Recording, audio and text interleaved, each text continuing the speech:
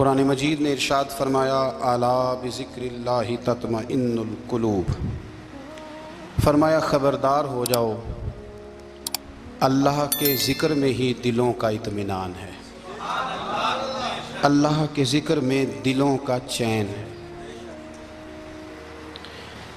لوگ بہت سارا مال، بہت ساری دولت، بہت ساری عقل اور بہت سارا شعور ہونے کے باوجود بے سکون ہیں۔ جس چیز نے زمانے کو تکلیف میں مبتلا کر دیا ہے اور جو چیز ڈھونڈنے سے نہیں ملتی وہ اطمینان ہے، وہ قرار ہے۔ لوگ بھیک مانگتے ہیں، منت کرتے ہیں، دہائی دیتے ہیں کہ کہیں سے سکون کی دولت مل جائے، لیکن وہ میسر نہیں آ رہی۔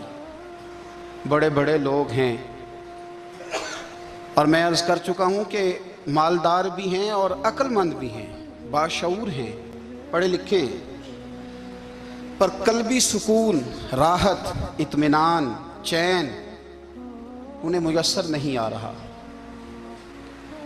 راتیں جاگ کر گزر جاتی ہیں، دن آزمائش میں بیت جاتا ہے۔ وہ کبھی اس کے لیے ٹھنڈے علاقوں کا سفر کرتے ہیں، کبھی دوستوں کی مجلسوں میں جا کر کے بیٹھتے ہیں، کبھی گھر سے دور اکیلے میں تنہائی میں وقت گزارنے کی کوشش کرتے ہیں، لیکن دولت سکون ناپید ہوتی ہے، میسر نہیں آتی۔ عرش کا رب فرماتا ہے کیوں تو بھٹکتا پھرتا ہے، کیوں دائیں بائیں جاتا ہے؟ چپ کر کے مسجد آ جا اور لوگوں سے بچ کے تنہائی میں میرا ذکر کر۔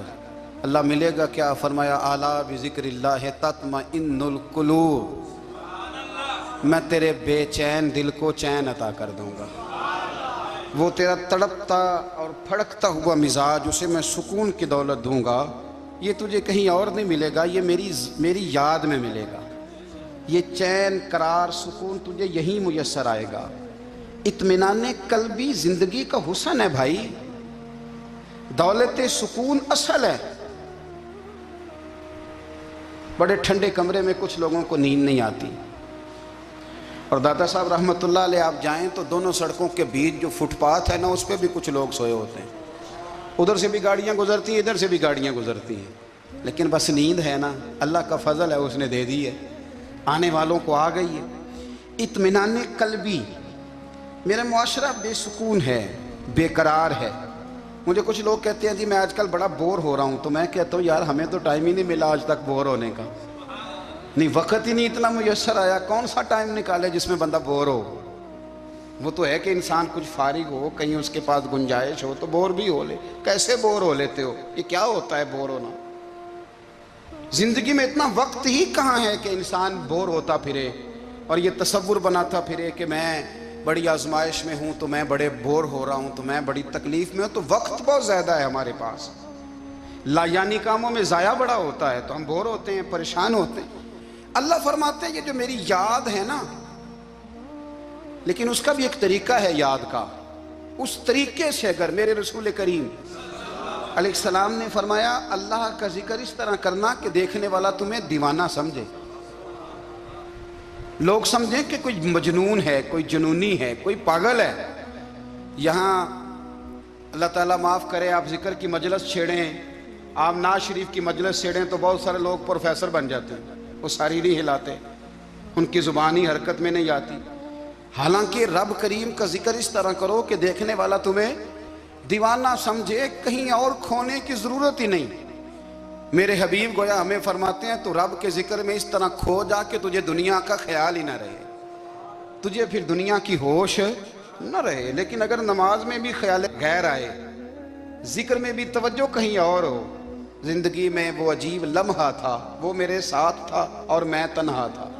اگر ماحول یہ ہو کہ آپ کہیں جسم کے ساتھ تو موجود ہوں، روح موجود نہ ہو، تو پھر لذت ذکر بھی میسر نہیں آتی، پھر کیف نہیں حاصل ہوتا۔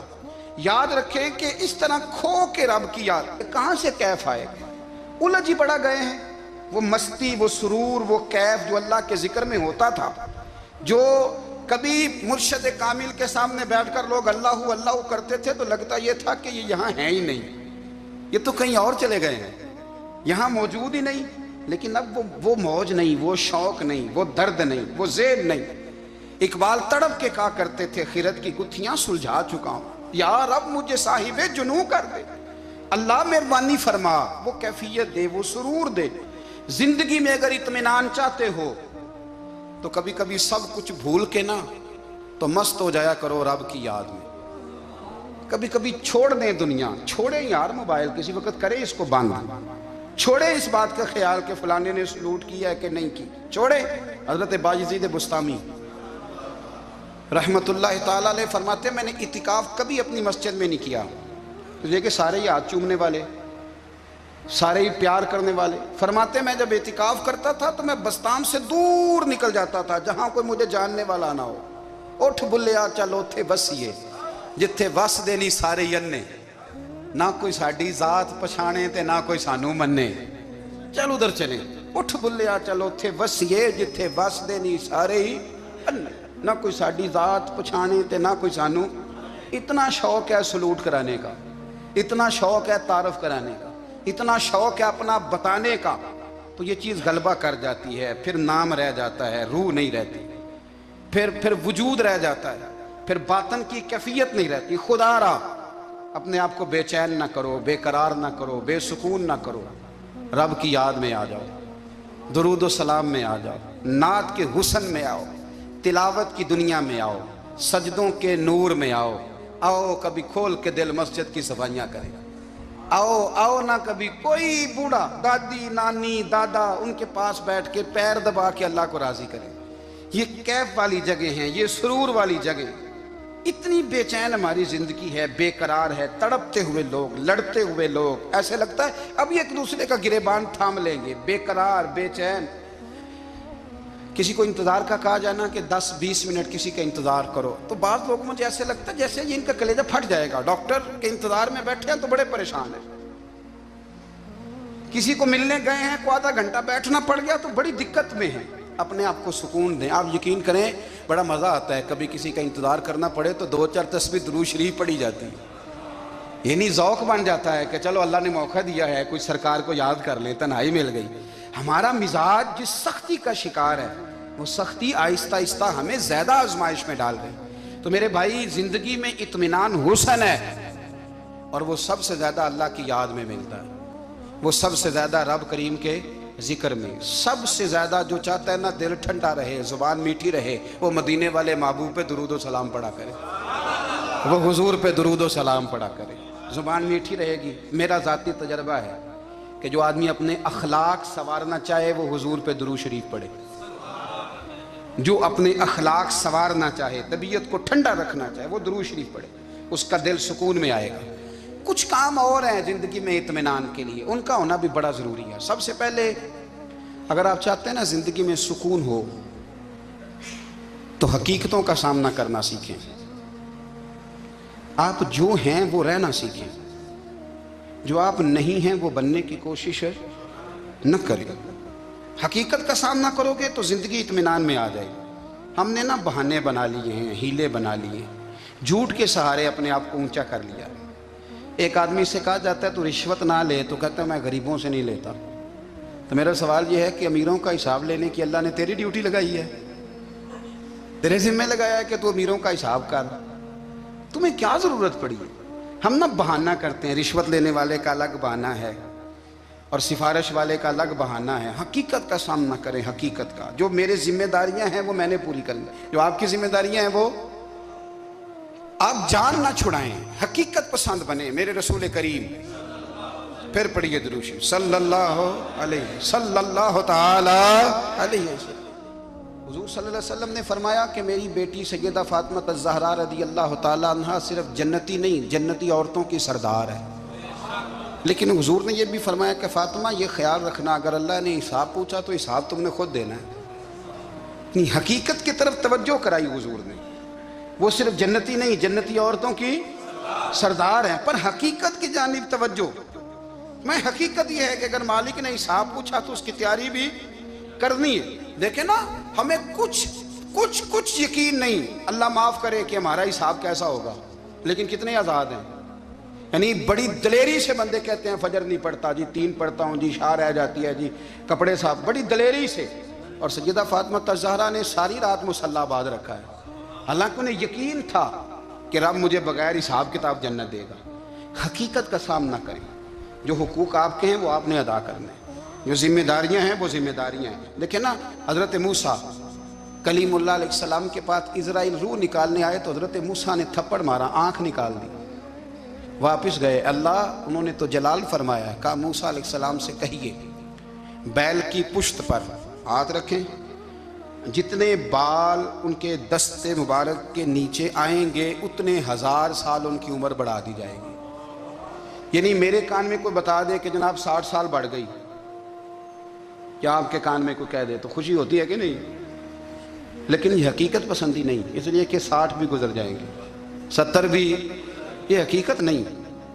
حضرت موسیٰ کلیم، چلے میں مثال دیتا ہوں، سمجھ لیں 10 بال، حالانکہ بہت زیادہ آتے ہوں گے، 10 بال اگر حضرت موسیٰ کے ہاتھ کے نیچے آئے تو 10,000 سال تو عمر بڑھ گئی نا. 10 یعنی 10 سال نہیں، 10 100 نہیں، 10 بہت زیادہ تھی نا. تو حضرت موسیٰ کلیم اللہ علیہ السلام سے آ کے عرض کیا گیا، حضور بیل کی پشت پر ہاتھ رکھیں، جتنے آپ کے ہاتھ کے نیچے بال آئیں گے اتنے 1000 سال عمر بڑھ جائے گی. تو حضرت موسیٰ نے حقیقت پسندی والی بات کی، فرمایا پھر کیا ہوگا؟ 10,000 سال کے بعد پھر کیا ہوگا؟ کہا حضور جانا تو پھر بھی ہے. فرمایا پھر ابھی چلتے ہیں. اگر جانا ہے نا، جانا ہے تو پھر، اگر جانا ہے تو پھر ابھی. اور سجنوں اگر نماز پڑھنی ہے تو ابھی کیوں نہیں؟ اگر داڑھی رکھنی ہے تو پھر رمضان کا انتظار کیوں کریں؟ ابھی کیوں نہیں؟ اگر سچ بولنا ہے تو پھر، اگر رزق حلال کھانا ہے تو پھر انتظار کاہے کا؟ حقیقت ہوتی ہے، بہانہ ہوتا ہے. حقیقت چھپ نہیں سکتی بناوٹ کے اصولوں سے، کیونکہ خوشبو آ نہیں سکتی کبھی کاغذ کے پھولوں سے. یہ بات یاد رکھیں. اگر جانا ہے تو حضرت کلیم فرمانے لگے پھر 10,000 سال کے بعد بھی جانا ہے تو آج بھی. ہمیں بے قراری زندگی میں اس لیے کہ ہم حقیقت پسند نہیں، ہم بہانوں میں، ہم ہواؤں میں جیتے ہیں، ہواؤں میں، خیالات میں زندگی گزارتے ہیں. بڑا ٹائم پڑا ہے، مثلاً کتنا میرے رسول کریم صلی اللہ تعالیٰ علیہ وآلہ وسلم نے ایک دن صحابہ سے فرمایا تمہیں حیا نہیں آتی؟ حضور کیا ہوا؟ فرمایا وہ والے مکان بناتے ہو جن میں تم رہ نہیں سکتے، وہ والا مال جمع کرتے ہو جو کھا نہیں سکتے، حیا نہیں آتی؟ عرض کی حضور حکم کریں. تو محبوب فرمانے لگے جوتے کا ایک تسمہ بند کرتا ہوں تو سوچتا ہوں دوسرا بند کرنے سے پہلے موت آ جائے گی. ایک سانس اندر جاتی ہے تو دوسرا آنے سے پہلے میں یاد کرتا ہوں کہ مجھے دنیا سے جانا ہے. تمہیں حیا نہیں آتی؟ وہ مکان بناتے ہو جن میں رہ ہی نہیں سکتے، وہ مال جمع کرتے ہو جو کھا. حقیقت پسند نہیں بھائی. ہم بہت سارے لوگ یہاں بڑی باتیں سناتے ہیں، بڑی، میں کہتا ہوں اصل میں نا زیادہ باتیں سنا کے نا بیچارہ اپنے آپ کو مطمئن کرنا چاہتا ہے. اصل بات یہ ہے کہ اندر سے نا ہلا ہوا ہے، کچھ بھی نہیں، بڑا زیادہ ہنستا ہے اور مجھے لگتا ہے کہ کوئی گہرا زخم چھپا رہا. اس لیے ملمہ سازی، حقیقت پسند بنو، حقیقت پسند. یاد رکھنا من ترک صلاۃ متعمدا فقد کفر. میرے رسول نے حقیقت بیان کی، فرمایا جس نے ایک نماز بھی جان بوجھ کے چھوڑی اس نے رب کے رب ہونے کا انکار کیا، اس نے کفران نعمت کیا. یہ حقیقت ہے، کوئی کلیریفیکیشن نہیں، کوئی وضاحت نہیں. جو نماز نہیں پڑھتا، جھوٹ بولتا ہے، غلط بیانی کرتا ہے. جو شخص رزق حرام کما کے کہتا ہے کہ اس کے بغیر گزارا نہیں چلتا، وہ جھوٹ بولتا ہے. اس لیے کہ رب فرماتا ہے جب تجھے پیدا کیا ہے تو تیرا رزق میرے ذمہ ہے. اللہ فرماتا ہے کہ لا یکلف اللہ نفسا الا وسعہا، میں کسی پر وہ بوجھ نہیں ڈالتا جو اٹھا نہ سکے. نماز فرض کیا اس کا مطلب ہے ہم پڑھنے کے قابل ہیں. اس نے ہمارے ذمہ داریاں لگائی ہیں تو مطلب یہ ہے کہ ہم ذمہ داریاں ادا کرنے کے قابل ہیں. ورنہ وہ کہتا ہے میں وہ بوجھ ڈالتا ہی نہیں جو تجھ سے اٹھایا نہ جائے. اگر چاہتے ہو کہ زندگی میں اطمینان ملے تو خدا را حقیقت پسندوں والی زندگی گزارو. یہ فضاؤں میں زندہ رہنا، ہواؤں میں. اللہ بڑا معاف کرنے والا ہے، اللہ بڑا کریم ہے، معاف کر دے گا. تو بھئی یہ بات صحابہ کو بھی پتا تھی، یہ اہل بیت کو بھی خبر تھی. تو وہ تو ایک ایک بات کا لحاظ کرتے تھے. یہ غوث اعظم کو بھی پتا تھی، یہ ان کے والد کو بھی پتا تھی جنہوں نے کسی کا ایک سیب کھا لیا تھا تو 12 سال اس کے گھر میں نوکری کرتے رہے. انہیں نہیں پتا تھا اللہ بڑا کریم ہے، معاف کر دے گا، ایک سیب ہی ہے نا. تو حقیقت پسندی آپ کو سکون دے گی. اور اگر آپ نے اپنے آپ کو غیر مطمئن کیا ہوا ہے, بات کچھ اور ہے, اور آپ نے اپنے آپ کو ڈال کسی اور طرف لیا ہے, تو پھر آپ کو سکون مل سکتا؟ سکون حقیقت پسندی میں, اصل میں سکون ہوتا ہے, اداکاری میں سکون نہیں ہوتا. تیسری بات سنیں, اگر آپ چاہتے ہیں زندگی میں مطمئن رہیں تو دنیا داروں سے امیدیں توڑ دیں, اللہ اور اس کے رسول سے امید وابستہ کریں, اولیاء اللہ سے امیدیں وابستہ کریں, صحابہ اور اہل بیت سے امیدیں, اللہ اور اللہ والوں سے امیدیں, دنیا داروں سے امیدیں. آپ کو پتہ ہے دنیا دار کی تباہی کب ہوتی ہے؟ جب انہیں خوشامدی مل جاتا ہے. چودھری کا بیڑا اس وقت غرق ہوتا ہے جب اسے چودھری کہنے والے زیادہ ہو جاتے ہیں. سیٹھ صاحب اور نواب صاحب بیچارے تباہ تب ہوتے ہیں بھولے پن میں, جب ان کے دائیں بائیں ریلا ہوتا ہے سیٹھ صاحب کہنے کا. لوگ انہیں کھانا چاہتے ہیں, پیار ان کا نہیں ہوتا, ان کی جیب کا ہوتا ہے. محبت ان سے نہیں ہوتی, ان کی کرسی سے ہوتی ہے. ضروریات کا پیار ہوتا ہے, تباہ کر دیا جاتا ہے. ہماری ساری توقعات دنیا داروں سے وابستہ ہو گئی ہیں. ناراض نہ ہونا, پیروں نے, مولویوں نے, درویشوں نے, انہوں نے بھی سیٹ رکھے ہوئے جلسوں کی صدارت کرانے کے لیے. یعنی مذہبی جلسہ ہے, اس میں بہت زبردست پڑھے لکھے صاحب تقوی عالم کا خطاب ہے, اور کی صدارت وہ بندہ کر رہا ہے جس نے عشاء کی نماز بھی نہیں پڑھی. وہ بندہ صدارت کر رہا ہے, کیوں؟ اس لیے کہ اس نے ₹1,00,000 دیا محفل میں. خدا را دنیا داروں سے امیدیں چھوڑ دیں, ورنہ آپ کمزور پڑ جائیں گے, آپ کی امیدیں ٹوٹیں گی. کتنا کمزور ہے وہ شخص جو 2-4 ہزار کے لیے کسی بندے کی چاپلوسی کرتا ہے, اس کے پیچھے بھاگتا ہے, خوش آمدیں کرتا ہے, تھوڑے سے نوٹوں کے لیے. دکھ سکھ میں کام آئے گا اس کام کے لیے. میرے رسول کریم علیہ السلام نے فرمایا, جس نے بندوں کو راضی کرتے کرتے رب کو ناراض کر دیا, اس کی دنیا بھی گئی اور آخرت بھی گئی.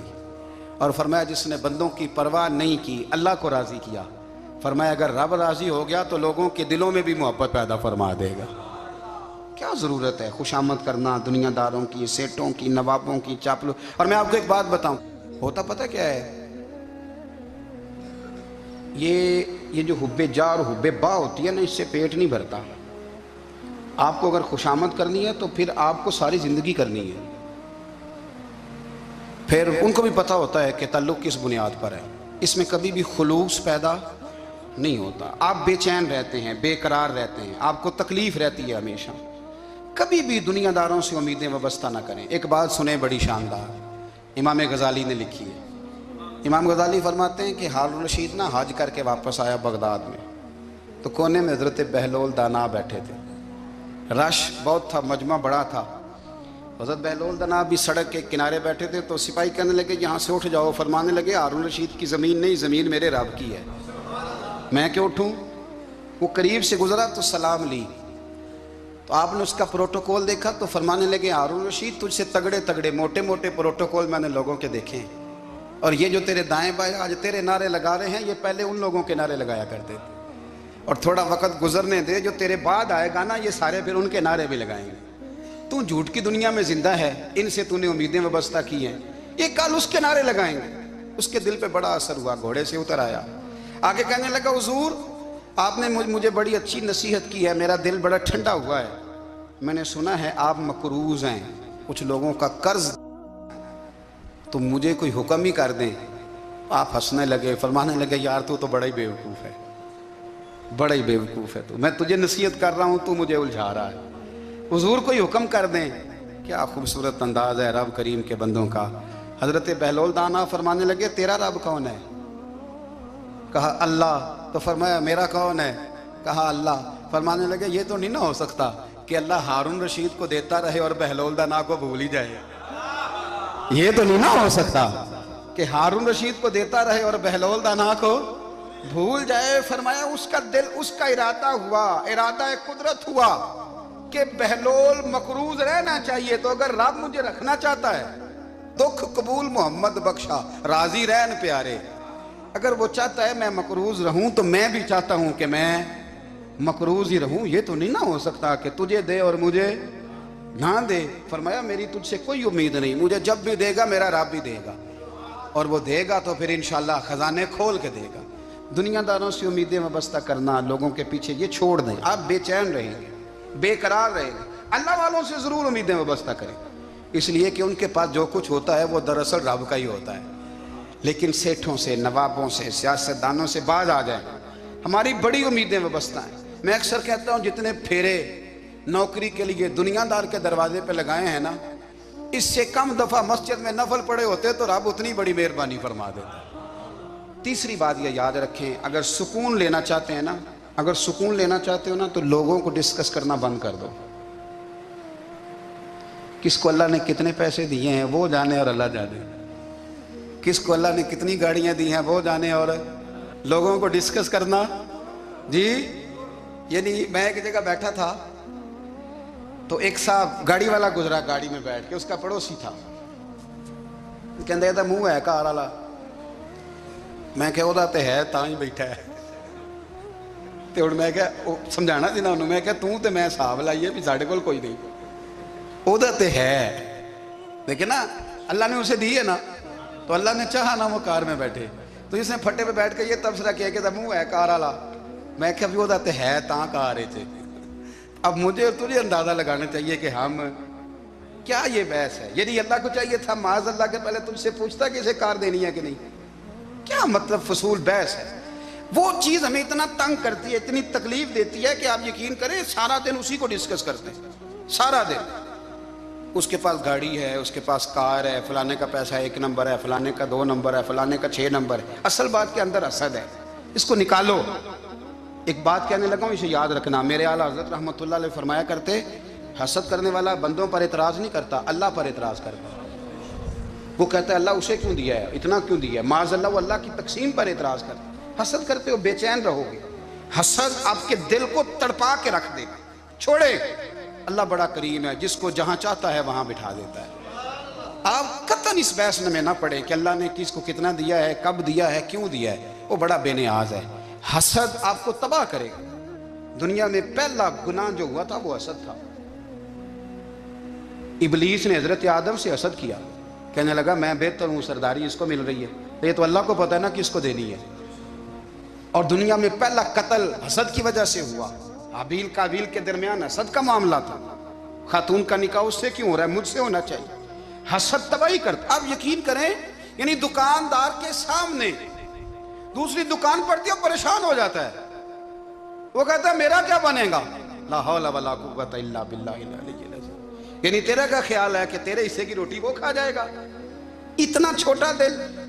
یعنی تیرا موقف یہ ہے کہ تیرے حصے کا نصیب اس تک چلا جائے گا، یہ تیری خواہش ہے. ایک دوسرے کی کمزوریاں بیان کرنا، اس کا تو مال ہی ناقص ہے جی، اس کے تو پاس ہی کچھ نہیں. یہ تو کمزور لوگوں کا طریقہ ہے. میرے رسول کریم علیہ السلام گزر رہے تھے، پت جھڑ کا موسم تھا، خزاں کا موسم تھا، درختوں کے پتے جھڑ رہے تھے. صحابہ کو ساتھ لے کے حضور گزرے اور ایک درخت کی ٹہنی کو پکڑ کے حضور نے ہلایا. صحابہ فرماتے ہیں کہ چھم چھم اس کے پتے گرے، زمین پر ڈھیر لگ گیا. حضور نے فرمایا دیکھا تم نے کیا ہوا؟ حضور ہاں. فرمایا کتنی تیزی سے پتے جھڑے ہیں، صرف تنا رہ گیا ہے اور خالی ٹہنیاں رہ گئی ہیں، کوئی حسن بچا ہے؟ حضور نہیں. تو نبی کریم فرمانے لگے جو حسد کرتا ہے نا اس کی نیکیاں بھی اسی طرح جھڑ جاتی ہیں، اسی طرح. اور ایک جگہ حضور فرمانے لگے جس طرح راکھ لکڑی کو آگ کھا جاتی ہے، جس طرح لکڑی کو آگ، جب آگ کھا جائے تو پھر لکڑی کو لکڑی نہیں کہا جاتا، راکھ کہا جاتا ہے، کوئلہ کہا جاتا ہے. اس کی اصل باقی یعنی اسے کھائی جاتی ہے.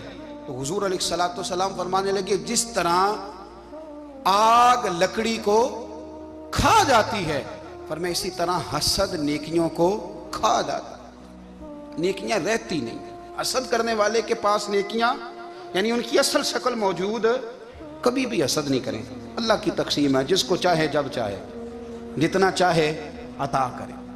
اور چوتھی بات میرے بھائی، کبھی بھی بغض نہ پیدا کریں. بغض والے لوگ بے سکون رہتے ہیں. بہت ساری کمزوریاں ہمارے اندر ہوتی ہیں نا، پھر اللہ ہماری روزی تو نہیں نہ بند فرماتا.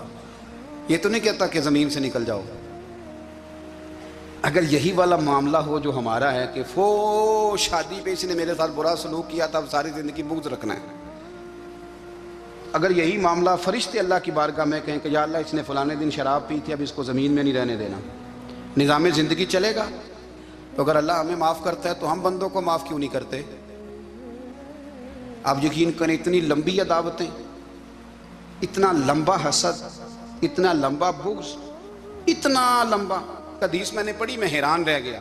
میرے نبی کریم علیہ السلام نے فرمایا اپنی بیوی سے کبھی بغض نہ رکھنا، اگر اس کی ایک بات ناپسند ہو تو اسے چھوڑ کے وہ بات دیکھو جو تمہیں پسند ہے۔ میں اس حدیث کو پڑھ کے سوچنے لگا کہ کیا بیوی کا بھی بغض رکھتے ہیں لوگ؟ اب حضور نے کہا ہے تو اس کا مطلب ہے لوگ بیوی کا بغض بھی رکھتے ہیں۔ اب اس پر استدلال کر کے مجھے کہنا پڑے گا کہ سسرال والوں کا بغض بھی رکھتے ہیں، کہنا پڑے گا کہ بھائی کے سسرال والوں سے بھی بغض رکھتے ہیں۔ اس حدیث کی روشنی میں سمجھا کہ لوگ بھابھی کا بغض بھی بغض رکھتے ہیں، بغض، ورنہ عادتیں تو ہماری بھی کئی بری ہوتی ہیں۔ اگر عادات ایک وجہ بنے اختلاف کی تو عادتیں تو ہماری بھی کئی بری ہیں، لیکن ہم اپنی بری عادتوں سمیت اپنے آپ سے پیار کرتے ہیں، اور سامنے والے کی ایک بھی عادت بری ہو تو اس سے بغض رکھتے ہیں۔ بغض نہ پیدا کریں۔ میرے نبی پاک علیہ السلام نے فرمایا کچھ چیزیں تمہارے دین کو مونڈ ڈالیں گی، تباہ کر دیں گی، کاٹ دیں گی۔ حضور کون سی؟ فرمایا حسد، تکبر اور بغض، یہ تمہارے دین کو تباہ کر دیں۔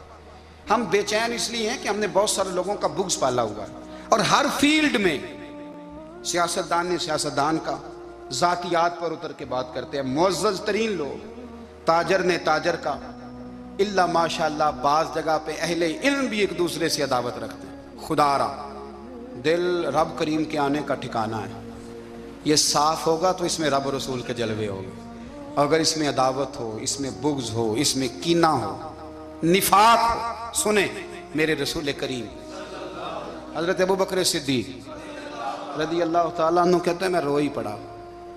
مکہ فتح ہوا نا تو اکرمہ بن ابو جہل نے پیغام بھیجا کہ میں نا کلمہ پڑھنے کے لیے آ رہا ہوں۔ بات لمبی ہے، میں موضوع پہ رہنا چاہتا ہوں۔ کہتے ہیں جب وہ آنے لگا نا تو نبی پاک نے ہم سب کو بلایا، ہم حاضر خدمت ہوئے تو حضور فرمانے لگے کہ اس کے باپ نے نا بڑا ظلم کیا ہے ہمارے ساتھ، ابو جہل نے بڑا ستایا ہے، بڑی تکلیف دی ہے۔ آپ مجھے بتلائیں کہ وہ ایک دفعہ کسی شادی پہ بحث ہوتی ہے بیوی کے بھائی کے ساتھ، پھر ساری زندگی اس بیچارے کو معافی، وہ 10 دفعہ گھر آتا ہے معافی مانگنے پر سوال ہی نہیں پیدا ہوتا، میں او ہو مجھے ہی کہہ دیا، یعنی پھر میں مجھے ہی کہہ دیا آپ نے، اور میری شان میں بے ادبی، اور پھر میں معاف کر دوں؟ توبہ توبہ توبہ، یہ کیسے ہو سکتا ہے؟ میری ناک نیچی ہو جائے گی، اور آپ نے مجھے کہہ دیا، سوال ہی نہیں پیدا ہوتا۔ اور یہ رونا میں اکثر ہوتا ہوں کہ شادی والے دن داماد صاحب کا زیادہ دماغ خراب ہوتا ہے۔ جب چھوٹی سالی کی شادی ہوتی ہے نا، اس دن اس کو بخار چڑھتا ہے، کوئی اس کو کان میں کہتا ہے تیری عزت نہیں کر دے، اس دن اس کا دماغ خراب ہو جاتا ہے، بچے اٹھا کے نکل آتا ہے، وہ بیچارہ سسر منتیں کر رہا ہوتا ہے کہ تیری مہربانی آ جا، یہ عزت کرا رہا ہے۔ تو میں نے کہا احتجاج کر کے جو عزت کرائی جاتی ہے وہ عزت نہیں ہوتی۔ ہاں یہاں مانگ کے عزت لیتے ہیں لوگ، یہ احتجاج کی کوئی عزت ہے؟ آپ کے اندر کمالات اتنے ہوں کہ آپ کی عزت کرنے کو دل چاہے، یعنی مزہ آئے، یعنی لطف آئے، یعنی آپ دور بیٹھے ہوں تو کسی کا دل کرے آپ کو اسٹیج پہ بلانے کے لیے۔ یہ کیا بات ہوئی کہ چھائے جانا اور بھاگ کے آگے جانا؟ ان سے نکلیں۔ اکرمہ بن ابو جہل کلمہ پڑھنے کے ارادے سے آ رہے ہیں، حضور علیہ السلام نے صحابہ کو بلایا۔ کتنی زیادہ عداوت رکھی جا سکتی تھی معاذ اللہ؟ کب سے وہ چلا تھا ظلم کرنے، اور اس کے بعد اس کا بیٹا شروع ہو گیا۔ کتنی باتیں تھیں جو ناقابل معافی تھیں، پر کریم رسول نے ہمیں بتلایا ہے کہ سکون والی زندگی کہتے کس کو ہے۔ جب سب لوگ جمع ہو گئے تو حضور نے فرمایا بھئی وہ کلمہ پڑھنے آ رہا ہے، اس کے باپ نے ظلم بڑے کیے ہیں، پر میری نصیحت یہ ہے کہ اس کے سامنے اس کے باپ کو کوئی برا نہ کہے، خبردار کوئی اس کے سامنے کوئی بات نہ کرے۔ اب وہ کلمہ پڑھنے آ رہا ہے، مطیع ہو کے آ رہا ہے، بان کے آ رہا ہے۔ کہتے ہیں اللہ کے رسول نے نا کافی دیر تک خطبہ دیا، بریفنگ دی، بات سمجھائی۔ جناب صدیق اکبر کہتے ہیں میں رو پڑا۔ ایک صحابی مجھے کہنے لگے تمہیں کیا ہوا؟ تو میں نے کہا میں مصطفیٰ کی رحمت پہ رو رہا ہوں، دیکھو کن کے لیے حضور گراؤنڈ بنا رہے ہیں، اے دیکھو کن کے لیے حضور تیاری کر رہے ہیں، جنہوں نے ساری زندگی دشمنی کی۔ خدا را یہ اندر سے عداوتیں نکال پھینکو۔ او بھائی اتنا تو لمبا ٹائم ہی کوئی نہیں، اتنا تو وقت ہی کوئی نہیں، اس کو صاف رکھو۔ بندہ کوئی کر بھی گیا تو کوئی حرج نہیں، چنگی مندی سجنا کولوں 100 واری ہو جاندی، یار یاراں دا گلا نہیں کر دے۔ اصل پریت یار یاراں دا جڑا گلا کردا جے یار نہیں جے ہوندا، ہاں پکی بات، پکی پیڑھی۔ میرا ایک سنگی مجھے آ کے آنے لگا فلانی جگہ بندہ یہ بات کر رہا تھا، میں کیا تو ہوتے ہی سے سوندا سے تم ہی نال ہی سے، میرا تو سجن بات سونی نہیں سکتا، چنگی مندی سجنا کولوں سہ واری ہو جاندی، یار یاراں دا گلہ نہیں کر دے اصل پریت جنہ دی۔ ہاں جو بندے پھر ہوتے اس طرح کے ان کے لیے بھی میاں صاحب نے کہا ہے، ان کے لیے بھی میاں صاحب نے کہا ہے، ان کے لیے بھی آپ نے بات ارشاد فرمائی ہے۔ آپ نے فرمایا چنگا ہویا لڑ نیڑیوں چھٹا کتے عمر نہیں لنگی ساری، بے قدران دی یاری کولوں توبہ لکھ لکھ باری، او چنگا ہویا لڑ نیڑیوں چھٹا کتے عمر نہیں لنگی ساری۔ جو اس طرح کا تھا نا شکوے کرنے والا بغض رکھنے والا، فرمایا بے قدران دی یاری کولوں توبہ، یعنی لاکھ تے لاکھ کنے ہو گئے، یعنی 2 لاکھ باری توبہ کی تھی انہوں نے، گنی نہیں جا سکتی جتنی میاں صاحب نے توبہ کر دی۔ بے قدرے دوست بے قدران دی یاری کولوں توبہ لکھ لکھ باری، چنگا ہویا لڑ نیڑیوں چھٹا کتے عمر نہیں لنگی ساری۔ تو مہربانی کریں، ایک تو اگر آپ مطمئن رہنا چاہتے ہیں تو کبھی کبھی نا مست ہو کے ذکر الہی کریں، مست ہو، وہ والا ذکر نہیں جس میں آپ موبائل بھی دیکھ رہے ہیں اور کہانیاں بھی۔ میرے سامنے کو بندہ جمعے والے دن یا تقریر کے درمیان تسبیح لے کے بیٹھ جائے تو میں اس سے پوچھتا ہوں تو دو کام ایک ٹائم جی میں پہ کرنا ہے؟ میری بھی بات سن رہے ہو، تسبیح پڑھی تو ممکن ہی نہیں، تسبیح تو تسبیح ہے، جب وہ ہوگی تو پھر کوئی اور کام سوال ہی نہیں پیدا ہو۔ ایک تو ذکر کریں محو ہو، دوسری بات حقیقت کا سامنا کریں۔ آپ اگر مطمئن رہنا چاہتے ہیں تو حقیقت پسند بنیں۔ تیسری بات حسد چھوڑ دیں، دوسروں کو ڈسکس کرنا چھوڑ دیں، آپ یہ دیکھیں کہ اللہ نے مجھے کیا کچھ دیا اس پہ راضی رہیں۔ اور چوتھی بات عداوت چھوڑ دیں، سینے میں کینہ چھوڑ دیں، آپ کی زندگی مطمئن ہو جائے گی، آپ خوشحال رہیں گے۔ وہ جو آپ لفظ کہتے ہیں نا کہ میں بور ہوں میں پریشان ہوں، اس سے آپ نکل آئیں گے۔